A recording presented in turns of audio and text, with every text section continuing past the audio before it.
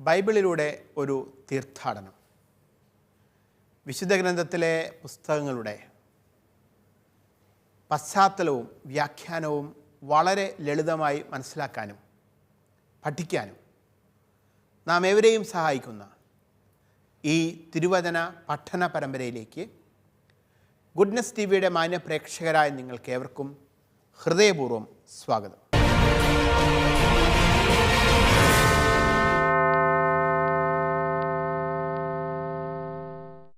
യൂതിത്തിൻ്റെ പുസ്തകമാണ് നാം ഈ ദിനങ്ങളിൽ പഠനവിധേയമാക്കുന്നത്.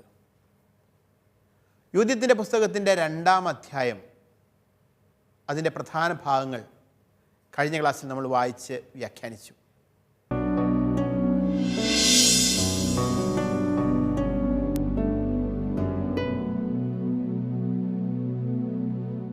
നെബുക്കദ്നെസർ എന്ന കൽദായ ദേശത്തെ രാജാവ് തനിക്ക് ക്രോധം തോന്നിയ, തന്നോട് പക്ഷം ചേരാത്ത പശ്ചിമദേശത്തെ രാജ്യങ്ങളെയും ജനങ്ങളെയും നശിപ്പിക്കുന്നതിന് വേണ്ടി രാജശാസനം നൽകിക്കൊണ്ട് അദ്ദേഹത്തിൻ്റെ സർവ്വസൈന്യാധിപനായിരുന്ന ഹോളോഫർണസിനെ നിയോഗിക്കുന്നതും,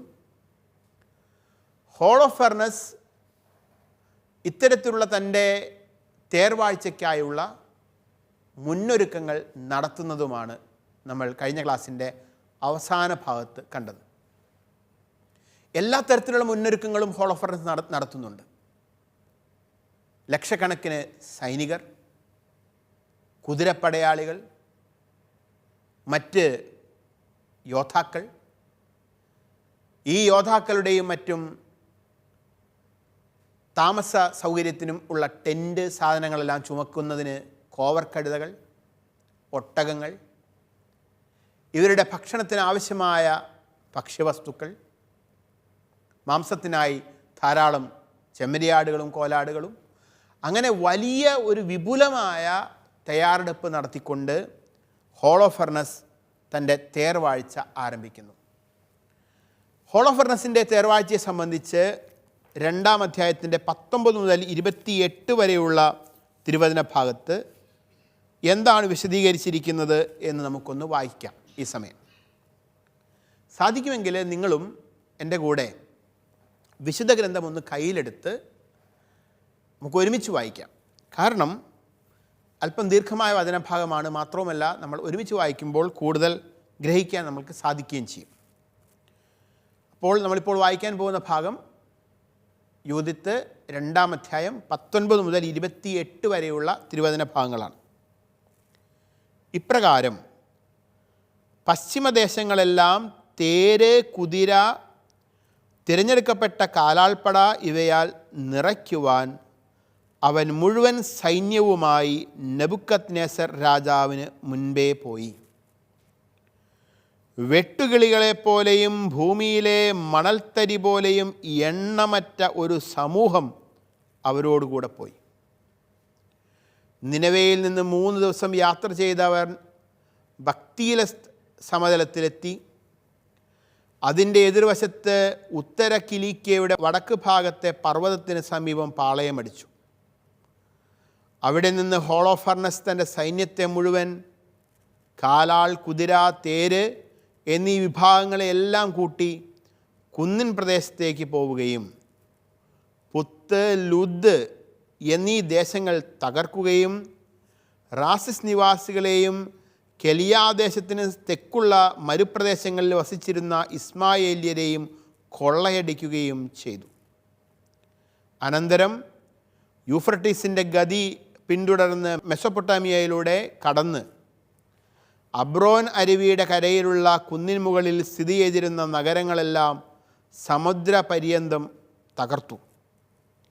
കിലീക്യൻ പ്രദേശങ്ങൾ പിടിച്ചടക്കുകയും എതിർത്ത് നിന്നിരുന്നവരെയെല്ലാം വധിക്കുകയും ചെയ്തതിന് ശേഷം അവൻ അറേബ്യയ്ക്ക് അഭിമുഖമായി നിലകൊള്ളുന്ന ജാഫത്തായുടെ തെക്കേ അതിർത്തികളിലേക്ക് കടന്നു. മിതിയാക്കാരെ വളഞ്ഞ് അവരുടെ കൂടാരങ്ങൾ അഗ്നിക്കിരയാക്കി. ആട്ടിൻപറ്റങ്ങളെ കവർച്ച ചെയ്തു.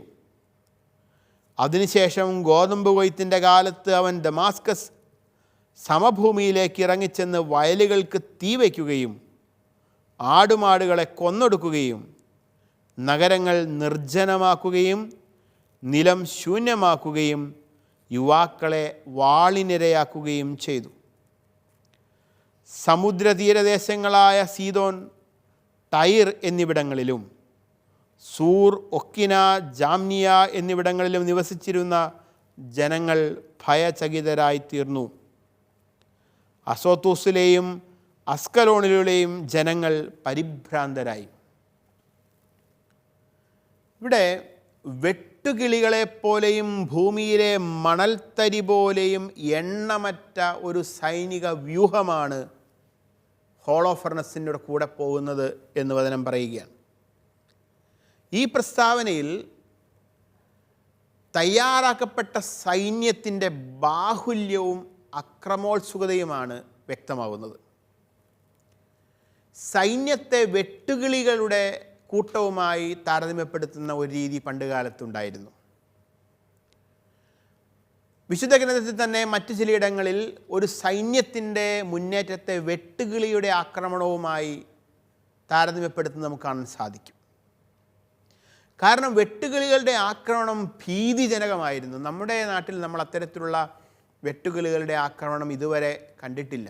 അതേസമയം ഉത്തരേന്ത്യയുടെ ചില ഭാഗങ്ങളിൽ, പാകിസ്ഥാനോട് ചേർന്ന് കിടക്കുന്ന സ്ഥലങ്ങളിലൊക്കെയുള്ള ആളുകൾക്കറിയാം, മിഡിൽ ഈസ്റ്റിൽ പലയിടങ്ങളിലും ഇപ്പോഴും, പ്രത്യേകിച്ചും എത്യോപ്യയിലും മറ്റും വലിയ തോതിലുള്ള വെട്ടുകിളി ആക്രമണങ്ങൾ നടക്കാറുണ്ട്. വെട്ടുകിളിക്കൂട്ടങ്ങൾ, ലക്ഷക്കണക്കിന് വെട്ടുകിളികൾ വന്ന് ഒരു പ്രദേശത്തേക്ക് വന്നാൽ അവിടെ പച്ചയായതെല്ലാം തിന്നു തീർക്കുകയും അതുവഴി വലിയ ഭക്ഷ്യക്ഷാമത്തിലേക്കും നാശത്തിലേക്കും ഒരു സമൂഹത്തെ തന്നെ തള്ളിവിടുകയും ചെയ്യുന്ന അവസ്ഥ സംജാതമാകും. അതുപോലെ ഒരു വെട്ടുകിളി ആക്രമണത്തിന് സമാനമായ ഭീതിതമായ സൈനിക മുന്നേറ്റങ്ങളെക്കുറിച്ചാണ് പറയുന്നത്. ഞാൻ പറഞ്ഞല്ലോ, വിശുദ്ധ ഗ്രന്ഥത്തിൽ മറ്റിടങ്ങളിൽ ഇത്തരത്തിലുള്ള ഒരു സൈനിക മുന്നേറ്റത്തെക്കുറിച്ച് പറയുന്നുണ്ട്. ഉദാഹരണത്തിന് നിയമാവർത്തന പുസ്തകത്തിൻ്റെ 28:42 പറയുന്നു, നിന്റെ വൃക്ഷങ്ങളും വയലിലെ വിളവുകളുമെല്ലാം വെട്ടുകിളികൾ തിന്നു തീർക്കും. അതായത് വെട്ടുകിളികളെപ്പോലുള്ള ഒരു സൈന്യത്തിൻ്റെ മുന്നേറ്റം നമ്മൾ കാണേണ്ടി വരും. ജോയൽ പ്രവചന പുസ്തകത്തിൻ്റെ 1-ാം അധ്യായം 4-ാം വാക്യത്തിലും ഈ വെട്ടുകിളികൾ പോലെ കടന്നു വരുന്ന ഒരു സൈന്യത്തെ പ്രതീകാത്മകമായിട്ട് അവതരിപ്പിക്കുന്നുണ്ട്. അവിടെ ഇപ്രകാരം നമ്മൾ വായിക്കും, വിട്ടിൽ ശേഷിപ്പിച്ചത് വെട്ടുകിളി തിന്നു, വെട്ടുകിളി ശേഷിപ്പിച്ചത് പച്ചക്കുതിര തിന്നു, പച്ചക്കുതിര ശേഷിച്ചത് കമ്പിളിപ്പുഴു തിന്നു. ഒരു സൈന്യത്തിൻ്റെ വിവിധ ഗണങ്ങളെക്കുറിച്ചാണ് ഈ സൂചിപ്പിക്കുന്നത്. ആ കാലാൾപ്പടയാണ് വിട്ടിൽ എന്ന് പറയുന്നത്. തേരുകളും മറ്റുമാണ് പിന്നീട് വരുന്ന പച്ചക്കുതിരയും കമ്പിളിപ്പുഴുവൊക്കെ സൂചിപ്പിക്കുന്നത് സൈന്യത്തിൻ്റെ വിവിധ ഗണങ്ങളെയാണ്.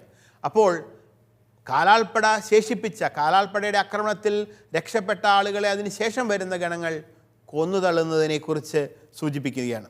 അപ്പോൾ അത്തരത്തിലൊരു വെട്ടുകിളികളെ പോലെ അസംഖ്യമായ ഒരു സൈന്യം, ആർക്കിവരെ തടഞ്ഞു നിർത്താൻ സാധിക്കും? ഇവരോട് ഏറ്റുമുട്ടാൻ ആർക്ക് സാധിക്കും? ഇവർ കടന്നു പോകുന്ന വഴികളിൽ സർവനാശം വിതച്ചുകൊണ്ടാണ് ഹോളോഫർണസ് എന്ന കൽദായ രാജാവിൻ്റെ കൽദായ സൈന്യാധിപൻ്റെ നേതൃത്വത്തിലുള്ള സൈന്യം മുൻപോട്ട് പോകുന്നത്. ഇനി ഇവർ കടന്നു പോകുന്ന സ്ഥലങ്ങളെക്കുറിച്ചെല്ലാം ഇവിടെ വിവരിക്കുന്നുണ്ട്. ആദ്യം അവരെത്തിപ്പെടുന്നത് ബക്തീലത്ത് എന്ന സ്ഥലത്താണ്. ഉത്തര കിലീക്കിയയുടെ വടക്ക് ഭാഗത്തുള്ള സമതലമായ ബക്തീലത്ത് തന്നെയാണോ ഇവിടെ സൂചിപ്പിക്കപ്പെടുന്ന ബക്തീലത്ത് എന്നതിനെ സംബന്ധിച്ച് അവ്യക്തതയുണ്ട്. കാരണം ഈ ഉത്തര കിലിക്കിയയുടെ വലതുഭാഗത്തുള്ള ബക്തീലത്തിലേക്ക് നിനവേയിൽ നിന്ന് എത്തിപ്പെടണമെങ്കിൽ ഏതാണ്ട് 480 കിലോമീറ്ററുകൾ യാത്ര ചെയ്യണം.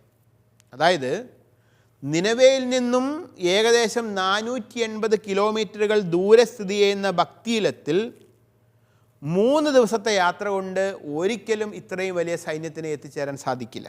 അപ്പോൾ അതുകൊണ്ട് ഇവിടെ സൂചിപ്പിക്കുന്ന ബക്തീലത്ത് എവിടെയാണ് എന്നതിനെ സംബന്ധിച്ച് നമുക്ക് വ്യക്തതയില്ല.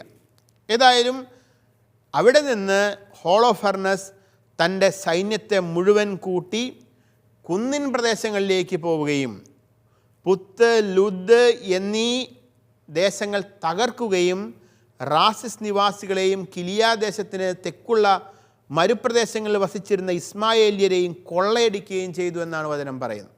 ഇവിടെ ഈ പുത്ത് എന്ന സ്ഥലം ആഫ്രിക്കയിലാണെന്നാണ് പണ്ഡിതരുടെ മതം. അതുപോലെ ലുദ് എന്ന് പറയുന്ന സ്ഥലമാകട്ടെ ഏഷ്യ മൈനറിലെ ലിദിയ ആണെന്നും കരുതപ്പെടുന്നു. അങ്ങനെയാണെങ്കിൽ വളരെ അധികം ദൂരെ സ്ഥിതി ചെയ്യുന്ന രണ്ട് സ്ഥലങ്ങളാണ്. ഒന്ന് ആഫ്രിക്കയിലും ഒന്ന് ഏഷ്യ മൈനറിലുമാണ്. അപ്പോൾ വളരെ ദൂരത്തായി സ്ഥിതി ചെയ്യുന്ന ഈ രണ്ട് സ്ഥലങ്ങളുടെ പേരുകൾ ഒരുമിച്ച് കൊടുത്തിരിക്കുന്നത് ഒരുപക്ഷെ ഈ ഗ്രന്ഥകാരന് ഈ സ്ഥലങ്ങളുടെ ഭൂമിശാസ്ത്രത്തെക്കുറിച്ച് വലിയ അറിവില്ലാത്തത് കൊണ്ടാകാം, അജ്ഞത ആയതുകൊണ്ടാകാം എന്നാണ് പൊതുവിൽ നമുക്ക് അനുമാനിക്കാൻ സാധിക്കുന്നത്. അതുപോലെ ഇവിടെ പറയുന്ന റാസിസ് നിവാസികൾ അവർ സിസിലിയയുടെ അടുത്ത് താമസിച്ചിരുന്ന ആളുകളാണ്. അപ്പോൾ ഭൂമിശാസ്ത്രപരമായിട്ട് ഒരുപാട് പൊരുത്തക്കേടുകൾ ഇദ്ദേഹത്തിൻ്റെ ഈ ഹോളോഫർണസിൻ്റെ തേരോട്ടത്തിൻ്റെ വിവരണത്തിൽ പലയിടത്തുമുണ്ട്. ഞാൻ സൂചിപ്പിച്ചതുപോലെ ഒരു പക്ഷേ തൻ്റെ കഥാരചനയിൽ ഉൾപ്പെടുത്തപ്പെട്ട ഈ സ്ഥലങ്ങളെക്കുറിച്ച്, അവയുടെ ഭൂമിശാസ്ത്രപരമായ കിടപ്പിനെക്കുറിച്ച് ഗ്രന്ഥകാരന് വലിയ അറിവൊന്നും ഉണ്ടായിരുന്നില്ല എന്ന് നമുക്ക് അനുമാനിക്കേണ്ടതായിട്ട് വരും. പക്ഷേ അദ്ദേഹം ഉദ്ദേശിക്കുന്നത് അദ്ദേഹം കേട്ട ചില സ്ഥലങ്ങളുടെയൊക്കെ പേരുകൾ സൂചിപ്പിക്കുന്നു. ഇനി കടന്നു പോകുന്ന വഴികളിൽ ചെയ്ത കാര്യങ്ങളെല്ലാം എത്രമാത്രം ഭീതിജനകവും ഭീകരവുമാണെന്ന് ശ്രദ്ധിക്കുക. ഹോളോഫർണസും സൈന്യവും കടന്നു പോകുന്ന വഴികളിൽ ചെയ്ത കാര്യങ്ങൾ എത്ര ഭീകരമാണ്. അവർ ദേശങ്ങൾ തകർക്കുക, കൊള്ളയടിക്കുക, പ്രദേശങ്ങൾ പിടിച്ചടക്കുക, എതിർത്ത് നിന്നവരെയെല്ലാം വധിക്കുക, കൂടാരങ്ങൾ അഗ്നിക്കിരയാക്കുക, ആട്ടിൻപറ്റങ്ങളെ കവർച്ച ചെയ്യുക, ഗോതമ്പ് കൊയ്ത്തിൻ്റെ കാലത്ത് വയലുകൾക്ക് തീ വയ്ക്കുക, ആടുമാടുകളെ കൊന്നൊടുക്കുക, നഗരങ്ങൾ നിർജ്ജനമാക്കുക, നിലം ശൂന്യമാക്കുക, യുവാക്കളെ വാളിനിരയാക്കുക എന്നിങ്ങനെ എന്തെല്ലാം ദുഷ്ടതകളാണ് ഈ സൈന്യം അവിടെ ചെയ്തത് എന്ന് വചനം വ്യക്തമാക്കുകയാണ്. അതായത് ഹോളോഫർണസിൻ്റെ നേതൃത്വത്തിൽ പോകുന്ന ഈ സൈന്യം യുദ്ധകാഹളം മുഴക്കിക്കൊണ്ട് സകലതും നശിപ്പിച്ചുകൊണ്ട് മുന്നേറുകയാണ്. തങ്ങളുടെ മുമ്പിൽ വിധേയത്വം ഏറ്റു പറയാത്തവരെ മുഴുവൻ കൊന്നുകളയുകയാണ്. വിധേയത്വം ഏറ്റു പറഞ്ഞ പലരുടെയും സ്വത്തുവകകൾ നശിപ്പിക്കുകയാണ്, കൊള്ളയടിക്കുകയാണ്. അങ്ങനെ ക്രൂരതയുടെ പര്യായമായിക്കൊണ്ടാണ് ഹോളോഫർണസും സൈന്യവും മുമ്പോട്ട് പോകുന്നത്. ഇത് കണ്ട് ചില നഗരങ്ങൾ പേടിച്ചു. അങ്ങനെ പേടിക്കുന്ന നഗരങ്ങളെല്ലാം മുന്നേ കൂട്ടി, ഹോളോഫർണസ് എത്തുന്നതിന് മുന്നേ കൂട്ടി അവിടേക്ക് ചെന്ന് തങ്ങളുടെ വിധേയത്വം ഏറ്റുപറയുകയും തങ്ങൾക്കുള്ള വസ്തുക്കളെല്ലാം കൊടുക്കാൻ തയ്യാറാണ്, കൊല്ലരുത് എന്ന് അപേക്ഷിച്ച് ചെല്ലുകയും ചെയ്യുന്നുണ്ട്. അത്തരത്തിൽ ചെല്ലുന്ന 7 പട്ടണങ്ങളെക്കുറിച്ച് ഇവിടെ സൂചിപ്പിക്കുന്നുണ്ട്.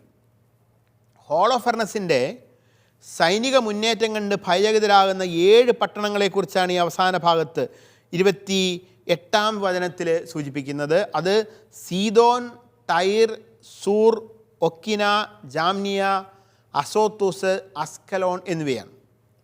ഇവയിൽ സൂർ, ഒക്കിന എന്നിവയൊഴികെ ബാക്കി വരുന്ന സീദോൻ, ടൈർ, ജാംനിയ, അസോത്തൂസ്, അസ്കലോൺ എന്നീ 5 പട്ടണങ്ങളെക്കുറിച്ചും വിശുദ്ധ ഗ്രന്ഥത്തിൽ മറ്റിടങ്ങളിൽ നമുക്ക് പരാമർശമുണ്ട്. ഉദാഹരണത്തിന് ഈ അസ്കലോൺ എന്ന് പറയുന്നത് പലസ്തീനയുടെ ഭാഗമായിട്ടുണ്ടായിരുന്ന പലസ്തീനിയൻ പെൻഡാപോളിസിലെ ഒരു നഗരമായിരുന്നു. പലസ്തീനയിലെ 5 നഗരങ്ങളിലെ ഒന്നായിരുന്നു. സീദോനെക്കുറിച്ച് നമുക്കറിയാം. അപ്പോൾ ഈ പറയുന്ന 7 നഗരങ്ങൾ, അവിടെയുള്ള ജനങ്ങളെല്ലാം ഭയചകിതരാകുന്നു. അവരെല്ലാം ജീവൻ രക്ഷിക്കാൻ വേണ്ടി മറ്റെന്തും ത്യജിക്കാനും ഹോളോഫർണസിനെയും അദ്ദേഹത്തിൻ്റെ രാജാവായ നെബൂഖദ്നേസർ രാജാവിനെയും ഒക്കെ ആദരിക്കാനും അവരുടെ അടിമകളാകാനും വരെ തയ്യാറായി നിൽക്കുകയാണ്. അങ്ങനെയുള്ള ജനം ഈ ഹോളോഫർണസുമായിട്ട് നടത്താൻ ആഗ്രഹിക്കുന്ന ചില സമാധാന ശ്രമങ്ങൾ, അതിനുവേണ്ടിയുള്ള യാചന, എന്നിട്ടും അവരോട് സമാധാനത്തിലായിക്കൊണ്ട് ഹോളോഫർണസ് തുടരുന്ന തേർവാഴ്ച, ഇതിനെക്കുറിച്ചൊക്കെയാണ് അടുത്ത അധ്യായം പറയുന്നത്. നമുക്ക് അടുത്ത അധ്യായത്തിലേക്ക് പ്രവേശിക്കാം. 3-ാം അധ്യായം. ഞാൻ സൂചിപ്പിച്ചതുപോലെ 3-ാം അധ്യായത്തിൻ്റെ പ്രധാന പ്രതിവാദ വിഷയങ്ങൾ 2 ഒന്ന്, ഭയചകിതരാകുന്ന ജനങ്ങൾ സമാധാനത്തിന് വേണ്ടി യാചിക്കുന്നു. 2, ഹോളോഫർണസിൻ്റെ തേർവാഴ്ചയുടെ തുടർച്ച. എന്താണ് ഈ പുസ്തകത്തിൻ്റെ ഉള്ളടക്കം? വളരെ ലളിതമായ രീതിയിൽ 3 ഭാഗങ്ങളായിട്ട് നമുക്ക് ഈ അധ്യായത്തെ കാണാം. 3-ാം അധ്യായത്തിൻ്റെ 1 മുതൽ 4 വരെയുള്ള തിരുവചന ഭാഗത്ത് പേടിച്ചരണ്ട ജനങ്ങളെല്ലാം ചെന്ന് സമാധാനത്തിന് വേണ്ടി ഹോളോഫർണസിൻ്റെ മുമ്പിൽ യാചിക്കുന്നു. 3-ാം അധ്യായത്തിൻ്റെ 5 മുതൽ 8 വരെയുള്ള തിരുവചന ഭാഗത്ത് ഹോളോഫർണസ് തൻ്റെ സൈനിക താവളങ്ങൾ ഉറപ്പിക്കുന്നതിനെ സംബന്ധിച്ച് നയതന്ത്രപരമായ ചില സൈനിക താവളങ്ങളുടെ ഉറപ്പിക്കലിനെ സംബന്ധിച്ച് വായിച്ച് മനസ്സിലാക്കാം. 3-ാം അധ്യായത്തിൻ്റെ 9-10 തിരുവചനങ്ങളിൽ യൂദാ പർവ്വതനിരയുടെ സമീപം പാളയമടിക്കുന്നതിനെക്കുറിച്ചാണ്. അതായത് ശത്രു സൈന്യം ഇതാ മെല്ലെ മെല്ലെ മെല്ലെ യൂദായോട് അടുത്ത് വരികയാണ്. ഇത്രയും കാര്യങ്ങളാണ് ഈ പുസ്തകത്തിൻ്റെ പ്രതിപാദ്യ വിഷയങ്ങൾ ഉള്ളടക്കമായിട്ടുള്ളത്. നമുക്ക് അതിൽ ആദ്യത്തെ ഭാഗം ഒന്ന് വായിക്കാം. സമാധാനത്തിനായിട്ട് ആ ഭാഗത്തുള്ള രാജ്യങ്ങളും അവിടെയുള്ള ജനങ്ങളും യാചിക്കുന്നതാണ് നമ്മൾ ആദ്യമായി കാണുന്നത്. 3-ാം അധ്യായത്തിൻ്റെ 1 മുതൽ 4 വരെയുള്ള തിരുവചനമാണ്. നമുക്കതൊന്ന് വായിക്കാം. അവർ ദൂതന്മാരെ അയച്ച് സമാധാനത്തിന് അപേക്ഷിച്ചു. ഇതാ നെബുക്കദ്നേസർ മഹാരാജാവിൻ്റെ ദാസന്മാരായ ഞങ്ങൾ അങ്ങയുടെ മുമ്പിൽ സാഷ്ടാംഗം നമസ്കരിക്കുന്നു. അങ്ങേക്ക് ഇഷ്ടമുള്ളത് ഞങ്ങളോട് ചെയ്തു കൊള്ളുക. ഞങ്ങളുടെ കെട്ടിടങ്ങളും നിലങ്ങളും ഗോതമ്പ് വയലുകളും കന്നുകാലികളും ആട്ടിൻപറ്റങ്ങളും മേച്ചിൽപ്പുറങ്ങളും അവയുടെ ആലകളും എല്ലാം ഞങ്ങൾ അങ്ങേക്ക് അടിയറ വയ്ക്കുന്നു. അവയോട് എന്തും ചെയ്തു കൊള്ളുക. ഞങ്ങളുടെ നഗരങ്ങളും അതിലെ നിവാസികളും അങ്ങയുടെ അടിമകളാണ്. അങ്ങയുടെ ഇഷ്ടം പോലെ പ്രവർത്തിച്ചു കൊള്ളുക. അപ്പോൾ വലിയ തരത്തിലുള്ള ഭയം ഈ ജനത്തെ ഗ്രസിച്ചിരിക്കുന്നു. അതുകൊണ്ട് ഹോളോഫർണസിൻ്റെ നേതൃത്വത്തിലുള്ള സൈന്യം നാശം വിതച്ച് മുന്നേറുമ്പോൾ ജനം പരിഭ്രാന്തരാവുകയാണ്. അവർ ദൂതന്മാരെ അയച്ച് കീഴടങ്ങാൻ തയ്യാറാകുന്നു. നിരുപാധികം സർവ്വതും അടിയറ വെച്ചുകൊണ്ടുള്ള ഒരു കീഴടങ്ങലാണ് അവർ ഉദ്ദേശിക്കുന്നത്. എന്തുകൊണ്ടാണ് അവർക്ക് ഈ ഗതികേട് വന്നത്? അല്ലെങ്കിൽ എന്തുകൊണ്ടാണ് ഇവരെ ശിക്ഷിക്കാൻ, ഇവരെ ഒരു പാഠം പഠിപ്പിക്കാൻ നെബൂഖദ്നേസർ രാജാവ് തീരുമാനിച്ചത് എന്ന് നമ്മൾ ഇതിനകം കണ്ടതാണ്. അത് 1-ാം അധ്യായത്തിൻ്റെ 11-ാം വാക്യത്തിലായിരുന്നു. അവർ നെബൂഖദ്നേസർ രാജാവിനെ സാധാരണ മനുഷ്യനായി കണ്ടു എന്നാണ് നമ്മളവിടെ വായിച്ചത്. നെബൂഖദ്നേസർ രാജാവിനെ സാധാരണ മനുഷ്യനായി കാണുകയും അയാളുടെ ദൂതന്മാരെ വെറും കൈയോടെ പറഞ്ഞയക്കുകയും അയാളുടെ അധീശത്വത്തെ അംഗീകരിക്കാൻ ഞങ്ങൾക്ക് മനസ്സില്ല എന്ന് പറയുകയും ചെയ്ത അതേ ജനം ഇപ്പോൾ ഭയചകിതരായി പറയുന്നത് എന്താണ് എന്ന് നമുക്ക് നോക്കാം. അവർ പറയുകയാണ്, നെബൂഖദ്നേസർ മഹാരാജാവിൻ്റെ ദാസന്മാരാണ് ഞങ്ങൾ. സാധാരണ മനുഷ്യനായി നെബൂഖദ്നേസർ രാജാവിനെ കണ്ടിരുന്ന ആളുകൾ പറയുന്നു, നെബൂഖദ്നേസർ ഞങ്ങളുടെ മഹാരാജാവാണ്, ഞങ്ങൾ ദാസന്മാരാണ്. നെബൂഖദ്നേസർ മഹാരാജാവിൻ്റെ മുൻപിൽ സാഷ്ടാംഗം പ്രണാമം ചെയ്യുന്നു എന്നാണ്. അതായത് ആരാധിക്കാൻ ഞങ്ങൾ തയ്യാറാണ്. നെബൂഖദ്നേസർ രാജാവിനെ ദൈവമായി കാണാൻ ഞങ്ങൾ തയ്യാറാണെന്നാണ് ഈ ജനം പറയുന്നത്. അടുത്തതായി പറയുകയാണ്, അങ്ങേക്ക് ഇഷ്ടമുള്ളതെല്ലാം ഞങ്ങളോട് ചെയ്തു കൊള്ളുക. ഞങ്ങളുടെ അടിമകളാക്കണമെങ്കിൽ അടിമകളാക്കാം, ഇഷ്ടമുള്ളത് ചെയ്തു കൊള്ളുക. അതുപോലെ ഞങ്ങൾക്കുള്ളതെല്ലാം അങ്ങേക്ക് അടിയറ വയ്ക്കുന്നു. ഞങ്ങളുടെ നഗരങ്ങളും അതിലെ നിവാസികളും എല്ലാം അങ്ങയുടെ അടിമകളാണ് എന്ന് ഈ ജനം പറയുകയാണ്. ഇതിൽ നിന്നും ഈ ജനത്തിൻ്റെ ഭീതി എത്രമാത്രമായിരുന്നുവെന്ന് വ്യക്തമാണ്. എന്തും പരിത്യജിച്ച് ജീവൻ നിലനിർത്താൻ മാത്രം ആഗ്രഹിക്കുന്ന ഒരു ജനതയുടെ നിലവിളിയാണ് നാം ഈ വചനങ്ങളിൽ കേൾക്കുന്നത്. അവർ നെബൂഖദ്നേസർ രാജാവിനെ ദൈവതുല്യം ആരാധിക്കാൻ തയ്യാറായി മുമ്പോട്ട് വരികയാണ്. ഈ സമയം ഇങ്ങനെ ആളുകൾ വരുന്നു, അവരുടെ അടിയറവ് പറയുന്നു. ഇത് കണ്ട് താല്പര്യം തോന്നിയ ഹോളോഫർണസ് തൻ്റെ ഈ തേർവാഴ്ചയുടെ ഭാഗമായി ചില സ്ഥലങ്ങളിലെല്ലാം സൈനിക താവളങ്ങൾ സ്ഥാപിക്കുകയാണ്. അതാണ് നമ്മൾ വായിക്കാൻ പോകുന്നത്. 3-ാം അധ്യായത്തിൻ്റെ 5 മുതൽ 8 വരെയുള്ള തിരുവചന ഭാഗം നമുക്കൊന്ന് വായിക്കാം. ജനങ്ങൾ വന്ന് ഇതെല്ലാം ഹോളോഫർണസിനോട് പറഞ്ഞു. അവൻ സൈന്യസമേതം കടൽ തീരത്തേക്ക് ഇറങ്ങിച്ചെന്നു. മലമുകളിലെ നഗരങ്ങളിൽ സൈനിക താവളങ്ങൾ സ്ഥാപിക്കുകയും അവരിൽ നിന്ന് സമർത്ഥരായ ആളുകളെ തന്നെ സഹായിക്കാൻ നിയോഗിക്കുകയും ചെയ്തു. ഇവരും സമീപ പ്രദേശങ്ങളിലെ ജനങ്ങളും അവനെ മാലയിട്ട് നൃത്തവാദ്യങ്ങളോടെ സ്വീകരിച്ചു. അവൻ അവരുടെ ആരാധനാ മന്ദിരങ്ങൾ തട്ടിത്തകർത്തു, അവരുടെ വിശുദ്ധമായ ഉപവനങ്ങൾ വെട്ടിക്കളഞ്ഞു. കാരണം ജനതകളെല്ലാം നെബൂഖദ്നേസറിനെ മാത്രം ആരാധിക്കുന്നതിനും എല്ലാ നാവുകളും ഗോത്രങ്ങളും അവനെ ദൈവമെന്ന് വിളിക്കുന്നതിനും വേണ്ടി സ്ഥലത്തെ സകല ദേവന്മാരെയും നിർമൂലനം ചെയ്യണമെന്ന് ഹോളോഫർണസിന് ആജ്ഞ ലഭിച്ചിരുന്നു. ഇവിടെ ഈ സൈനിക മുന്നേറ്റത്തിൻ്റെ ഭാഗമായി നടത്തുന്ന മറ്റ് ചില തന്ത്രപ്രധാനമായ ചില ഇടപെടലുകളാണ് നമ്മൾ കാണുന്നത്. ഹോളോഫർണസ് എന്ന സൈന്യാധിപൻ കടൽ തീരപ്രദേശങ്ങളിലേക്ക് ഇറങ്ങിച്ചെല്ലുന്നു, ജനങ്ങളുമായി സംവദിക്കുന്നു. പക്ഷേ അദ്ദേഹം തൻ്റെ സൈനിക താവളങ്ങൾ സ്ഥാപിച്ചത് മലമുകളിലാണ് എന്ന് നമ്മളിവിടെ വായിക്കുന്നു. അതായത് ജലലഭ്യതയുള്ള തീരപ്രദേശങ്ങളിലാണ് ജനം കൂടുതലായിട്ട് താമസിക്കുക. അവിടെ പോയി ജനത്തെ നേരിൽ കാണുകയും അവരുടെ എല്ലാം മേലെ തൻ്റെ അധികാരവും അധീശത്വവും ഉറപ്പിക്കുകയും ചെയ്യുന്നു. പക്ഷേ സൈനിക താവളം സ്ഥാപിക്കുന്നത് മലമുകളിലാണ്. ഇത് വളരെ പ്രസക്തമാണ്. എന്തുകൊണ്ടാണ്? മലമുകളിൽ നിന്നുകൊണ്ടുള്ള സൈനിക നീക്കങ്ങൾ തന്ത്രപ്രധാനവും ഗുണകരവുമാണ്. ഇവിടെ ഹോളോഫർണസിൻ്റെ യുദ്ധകൗശലവും സൈന്യവ്യൂഹ രചനാ ചാതുര്യവും നമുക്ക് കാണാൻ സാധിക്കും.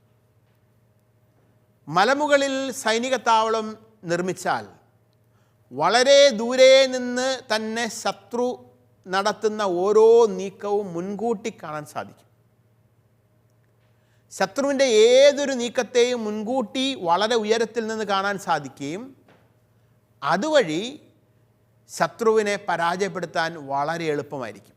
മാത്രവുമല്ല, ഒരു യുദ്ധം നടക്കുമ്പോൾ, പ്രത്യേകിച്ചും അക്കാലത്ത് ആളുകൾ തമ്മിൽ ഏറ്റുമുട്ടുന്ന യുദ്ധം നടക്കുന്ന സമയത്ത് ഉയർന്ന സ്ഥലത്ത് മലയുടെ മുകളിൽ നിന്നുകൊണ്ട് മലമുകളിലേക്ക് കയറി വന്ന് യുദ്ധം ചെയ്യാൻ ഒരുമ്പിടുന്നവരെ തുരത്തുകയും കീഴ്പ്പെടുത്തുകയും വളരെ എളുപ്പമാണ്. അതുകൊണ്ടാണ് സൈനിക താവളങ്ങൾ തന്ത്രപ്രധാനമായി മലമുകളിൽ വയ്ക്കുന്നത്. ഇനി മറ്റൊരു കാര്യം ഹോളോഫർണസ് ചെയ്യുന്നത്, അവരിൽ നിന്ന്, അതായത് തൻ്റെ മുമ്പിൽ വന്ന് കീഴടങ്ങി സകലതും പരിത്യജിച്ച് ജീവന് വേണ്ടി മാത്രം വ്യായിച്ചുകൊണ്ട് നിൽക്കുന്ന ആളുകളുടെ ഇടയിൽ നിന്ന് സമർത്ഥരായ ആളുകളെ തന്നെ സഹായിക്കാൻ നിയോഗിക്കുകയും ചെയ്തു എന്ന് പറയുന്നത് ഹോളോഫർണസ് എന്ന സൈന്യാധിപൻ്റെ യുദ്ധതന്ത്ര നൈപുണ്യത്തെ വീണ്ടും വെളിവാക്കുന്ന ഒരു കാര്യമാണ്. കാരണം ഈ സ്ഥലങ്ങൾ ഹോളോഫർണസിന് അപരിചിതമായ സ്ഥലങ്ങളാണ്, അദ്ദേഹത്തിൻ്റെ സൈന്യത്തിനും അപരിചിതങ്ങളായ സ്ഥലങ്ങളാണ്. പക്ഷേ അവിടെ നിന്നുള്ള ആളുകളെ കൂടി സൈന്യത്തിൻ്റെ ഭാഗമാക്കുക വഴി അവിടെ ആ ഭൂമിശാസ്ത്രത്തെക്കുറിച്ച് കൃത്യമായ അറിവുള്ളവരുടെ സഹായം കൂടി തേടാനും അതുവഴി യുദ്ധം ഏറ്റവും വിജയകരമായി മുൻപോട്ട് കൊണ്ടുപോകാനും അയാൾക്ക് സാധിക്കുന്നു എന്ന് നമുക്ക് കാണാം. യുദ്ധത്തിൻ്റെ ഒരു ശൈലിയിൽ മാത്രമല്ല, മറിച്ച് ഹോളോഫർണസിൻ്റെ ഇടപെടലുകൾക്ക് ഒരു മതപരമായ അർത്ഥം കൂടിയുണ്ട് എന്ന് തുടർന്ന് വരുന്ന വചനങ്ങളിൽ നിന്ന് മനസ്സിലാക്കാൻ സാധിക്കും. അവിടെ പറയുകയാണ്, 3-ാം അധ്യായത്തിൻ്റെ 8-ാം വാക്യത്തിൻ്റെ 2-ാം ഭാഗത്ത് പറയുകയാണ്, അവൻ അവരുടെ ആരാധനാ മന്ദിരങ്ങൾ തട്ടിത്തകർത്തു, അവരുടെ വിശുദ്ധമായ ഉപവനങ്ങൾ വെട്ടിക്കളഞ്ഞു. കാരണം ജനതകളെല്ലാം നെബൂഖദ്നേസറിനെ മാത്രം ആരാധിക്കുന്നതിനും എല്ലാ നാവുകളും ഗോത്രങ്ങളും അവനെ ദൈവമെന്ന് വിളിക്കുന്നതിനും വേണ്ടി സ്ഥലത്തെ സകല ദേവന്മാരെയും നിർമ്മാർജ്ജനം ചെയ്യുകയാണ്. അതായത് ഹോളോഫർണസ് ആരാധനാലയങ്ങൾ കേന്ദ്രീകരിച്ചുകൊണ്ട് ആക്രമണം നടത്തുന്നു. കാരണം ജനതകളെല്ലാം നെബൂഖദ്നേസറിനെ മാത്രം ആരാധിക്കണം എല്ലാ നാവുകളും ഗോത്രങ്ങളും അവനെ ദൈവമെന്ന് വിളിക്കണം. അതിനുവേണ്ടി ആ നാട്ടിലുണ്ടായിരുന്ന സകല ദേവന്മാരെയും അവരുടെ പ്രതിഷ്ഠകളെയും അവരുടെ ആരാധനാ രീതികളെയും എല്ലാം ഇവൻ നശിപ്പിച്ച് കളയുകയാണ്. ഓർക്കുക, പുസ്തകത്തിൻ്റെ 1-ാം അധ്യായത്തിൽ 11-ാം വാക്യത്തിൽ ഈ ജനങ്ങളെല്ലാം നെബൂഖദ്നേസർ രാജാവിനെ സാധാരണ മനുഷ്യനായി കണ്ടവനാണ്.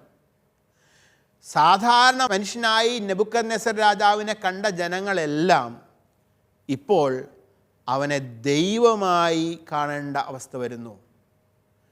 സാധാരണ മനുഷ്യനായി കണ്ടവർ അവനെ രാജാവായി മാത്രമല്ല തങ്ങളുടെ ദൈവമായി നെബൂഖദ്നേസർ രാജാവിനെ കാണുകയും ആരാധിക്കുകയും ചെയ്യേണ്ട അവസ്ഥ സംജാതമായി. അപ്പോൾ ഭരണാധികാരി ദൈവമോ ദൈവിക പരിവേഷമോ ഉള്ള ആയി അവതരിപ്പിക്കപ്പെടുന്നത് എക്കാലത്തും ഒരു വലിയ ദുരന്തമാണെന്ന് ഓർക്കുക. അത് വ്യക്തിപൂജയിലേക്ക് നയിക്കും. അപ്പോൾ ഒരുപക്ഷെ അതിര് കവിഞ്ഞ ദേശസ്നേഹത്തിൻ്റെ പൊയ്മുഖമണിയുന്ന ഭരണാധികാരിയോ ഉപജാപക വൃന്ദമോ വ്യക്തിപൂജയിലേക്കും അവതാരപ്പിറവിയുടെ വാദങ്ങളിലേക്കും നീങ്ങുമ്പോൾ അവരെ തിരുത്താനുള്ള ഉത്തരവാദിത്വം ജനത്തിനുണ്ട് എന്നുകൂടി ഈ അധ്യായം നമ്മളോട് പറഞ്ഞു വയ്ക്കുകയാണ്. അടുത്ത അധ്യായത്തിൽ നമുക്ക് ഈ ഹോളോഫർണസിൻ്റെ തുടർ തേർവാഴ്ചകളെക്കുറിച്ചുള്ള ചരിത്രം വായിക്കാം.